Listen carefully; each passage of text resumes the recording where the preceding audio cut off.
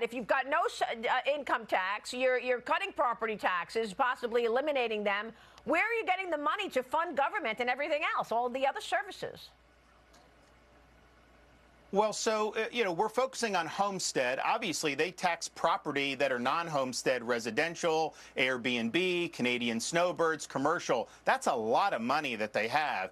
And so even if we eliminated homestead revenue entirely, that would just put their budgets back to like 2021, 2022 levels. But we're phasing it in, so it's a very, I think, manageable process. So I don't think you need to, quote, make up. I think they should start figuring out ways to change their spending so that taxpayers benefit. However, in our proposal, because we have surplus at the state level, we are creating a fund that will be able to issue grants to local governments. So if you really say, you need help with a fire or sheriff's department or education, we'll have grants that we're going to be able to do that for this period. But what's going to happen is this is going to increase the economic base of all these local areas because people are going to have more money in their pocket. They are going to start getting more revenue from existing taxes without having to add new taxes, and they're going to end up in a very stable situation very shortly. And not even going to need this state money. But what they're not going to be able to do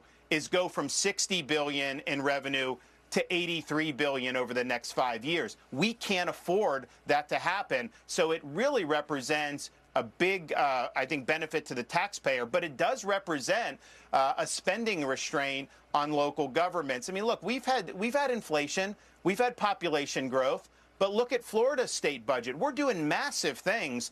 Everglades restoration is the largest environmental restoration in the history of the U.S. Massive infrastructure investments, increasing teacher pay. We're doing all of that, and yet we're still reducing our overall budget. So it can be done.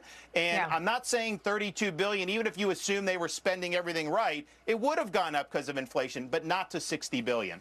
So I mean, this is the classic example.